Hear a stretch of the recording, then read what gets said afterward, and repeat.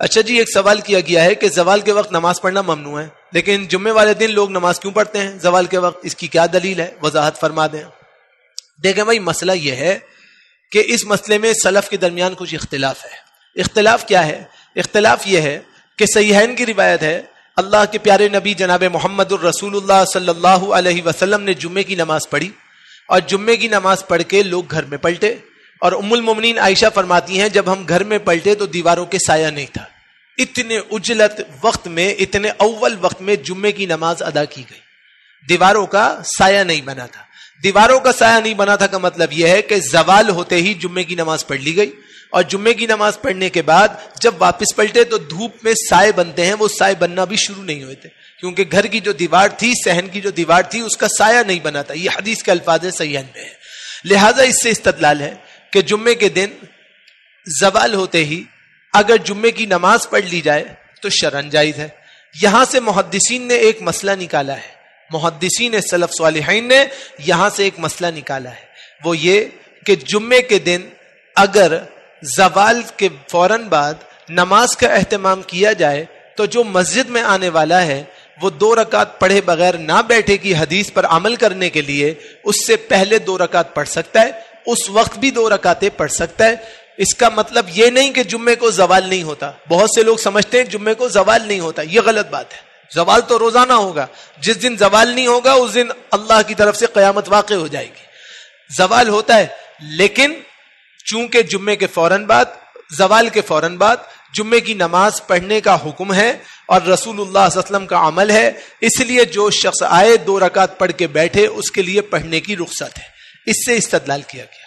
دوسرا مسئلہ صحیحین میں ہے، جس کو امام احمد بن حنبل رحمہ اللہ نے قابل الترجیح قرار دیا، اور ہمارے شیخ عبداللہ ناصر رحمانی حفظہ اللہ نے بھی اسی کو راجح قرار دیا ہے۔ وہ مسئلہ یہ ہے کہ لا یجلس احدکم حتی یصلی رکعتین، فرمایا کہ تم میں سے کوئی بھی اس وقت تک بلا عذر شرعی نہ بیٹھے مسجد میں آ کر جب تک وہ کم سے کم 2 رکعتیں نہ پڑھ لے۔ اب یہ جو نوعیت ہے یہ حکم عمومی ہے، اور اس کے اندر کوئی تخصیص نہیں ہے کہ زوال ہو یا نہ ہو، طلوع ہو یا نہ ہو، غروب ہو یا نہ ہو۔ حکم عمومی ہے کہ پہلے اللہ کا حق ادا کرو پھر بیٹھو۔ تو انہوں نے اس سے استدلال لیا کہ کوئی بھی وقت ہو آپ آئیے 2 رکعتیں پڑھیے پھر بیٹھیے، تو اس لیے زوال کے وقت اگر کسی نے 2 رکعتیں پڑھ لی ہیں تو جائز ہوگا۔ تیسرا مسئلہ جو ہے اس کے اندر وہ ایک محققانہ رائے ہے جو بہت سے مشائخ نے اور ہمارے اساتذہ کرام نے تشریحاً بھی لکھی ہے اور اپنی کتابوں میں بھی درج کی ہے، وہ یہ ہے کہ جمعے کے دن زوال کے بعد جمعے کا وقت شروع ہوتا ہے، کیونکہ جمعہ قائم مقام ہے ظہر کے، اور جمعے کا وقت اس وقت شروع ہوتا ہے جب ظہر کا وقت شروع ہو، اور ظہر کے لیے شرط ہے کہ زوال ہو جائے، لہذا زوال کے بعد جمعے کا وقت شروع ہوگا۔ زوال سے پہلے آپ خطبہ نہیں دے سکتے۔ جب آپ زوال سے پہلے خطبہ نہیں دے سکتے تو زوال کے وقت آپ 2 رکعتیں بھی نہیں پڑھ سکتے۔ آپ ٹھہر جائیں، زوال ہو جائے اور پھر 2 رکعتیں پڑھیں اور پھر آگے چلیں۔ لہذا یہ 3 قسم کے مسئلے ہو گئے۔ پہلا مسئلہ کیا ہے کہ آئیے 2 رکعتیں پڑھیے اور بیٹھ جائیے، چاہے خواہ کوئی بھی وقت ہو۔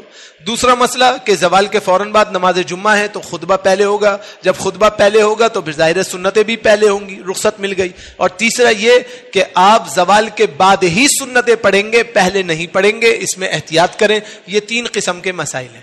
اگر انسان ان میں سے کسی پر بھی عمل کرے تو انشاءاللہ مخالفت نہیں ہے، اور شرع کی مخالفت اور مخاصمت نہیں ہے۔ تاہم محدثین نے جنہوں نے یہ سمجھا کہ جمعے کے دن خطبہ ہی زوال کے بعد شروع ہونا چاہیے، انہوں نے استدلال لیا کہ جمعہ قائم مقام ظہر کے ہے، جب تک ظہر کا وقت نہیں ہوگا جمعے کا وقت نہیں ہوگا۔ جنہوں نے حدیث پر استدلال کرتے ہوئے عمل کیا کہ زوال کے فوراً بعد نماز ہو گئی، تو انہوں نے استدلال لیا کہ خطبہ پہلے ہوا، اور یہ موقف ہمارے شیخ استاذ الاساتذہ عبدالسلام رستمی رحمۃ اللہ علیہ کا بھی ہے، اور ان کے مختلف شاگردان رشید کا بھی ہے، اور کبار علماء سلف صالحین میں عرب علماء کا بھی ہے کہ اگر فوراً زوال کے جمعے کی امامت ہو جائے اور خطبہ پہلے ہو جائے تو پھر اس میں آپ کو پہلے رکعتیں پڑھنے میں کوئی حرج نہیں۔ لہذا اگر کوئی پڑھ لے تو پڑھ لے، اہتمام کر کے مسجد کا حق ادا کرنے کے لیے بھی پڑھ لے تو جائز ہوگا۔ اب یہاں پر مجموعی اختلاف کیا ہے؟ اختلاف یہ ہے کہ رسول اللہ صلی اللہ علیہ وسلم نے کہا کہ 3 کام نہ کرو زوال کے وقت، طلوع کے وقت، غروب کے وقت، 3 کام نہ کرو۔ کون سے کام نہیں کرو؟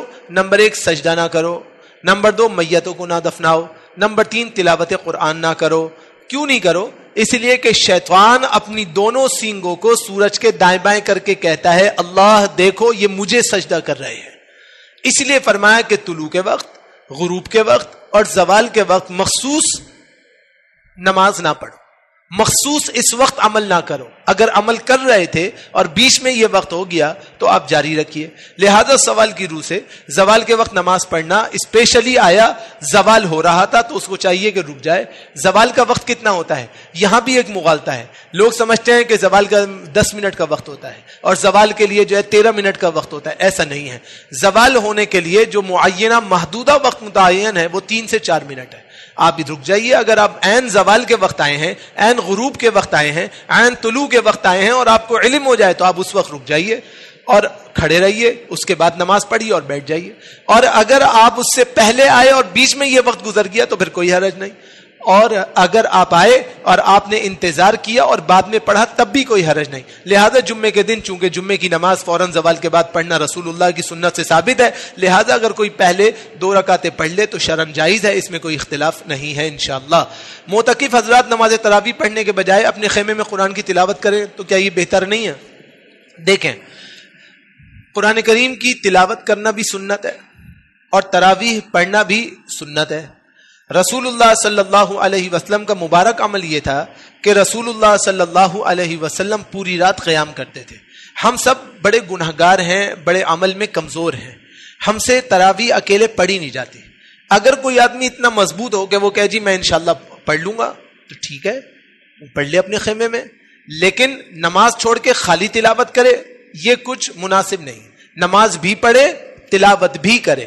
حل یہ ہے کہ کچھ رکعتیں امام صاحب کے ساتھ مسجد میں پڑھ لے، کچھ اپنے خیمے میں پڑھ لے، کچھ وقت تلاوت کر لے، تاکہ اللہ کے ہاں ساری چیزیں منظور نظر ہو جائیں. تو صرف یہ کہنا کہ جی نماز کی جگہ خالی تلاوت کریں گے یہ تو کچھ مناسب نہیں. تلاوت بھی کرے، نماز بھی پڑھے، نوافل بھی پڑھے، تطوعات کا بھی اہتمام کرے تاکہ سب چیزوں پہ عمل ہو جائے. اور یہاں پر ایک مسئلہ اور سمجھ لیجئے جو ہمارے ایک شیخ نے بڑی پیاری نشاندہی فرمائی ہے کہ رسول اللہ صلی اللہ علیہ وسلم نے تو فرمایا تحروا لیلۃ القدر فی العشر الاواخر من رمضان، کہ تم رمضان کے آخری عشر میں لیلۃ القدر کو تلاش کرو. تو فرمایا کہ لیلۃ القدر کو تلاش کرنے کے لیے جو طاق راتیں ہیں اس میں عبادت کرو. اور جفت راتوں کا کیا حکم ہے؟ جفت راتوں میں کیا کریں؟ تو جفت راتوں کے لیے رسول اللہ صلی اللہ علیہ وسلم کی دوسری حدیث موجود ہے. کیا حدیث ہے؟ اذا دخل العشر، جب رسول اللہ صلی اللہ علیہ وسلم داخل ہوتے تھے کس میں؟ آخری عشر میں، تو کیا کرتے تھے؟ احیا لیلہ، اس کی ساری راتوں کو جاگ کر عبادت کرتے تھے. وایقظ اہلہ، اور اپنے گھر والوں کو اٹھاتے تھے کہ اٹھو نماز کا وقت ہے عبادت کرو، سو نہیں. وشد مئزرہ، اور اپنے تہمت کو کس لیا کرتے تھے. لہذا جفت راتوں میں بھی عبادت کریں، طاق راتوں میں بھی عبادت کریں، طاق راتوں میں زیادہ عبادت کریں.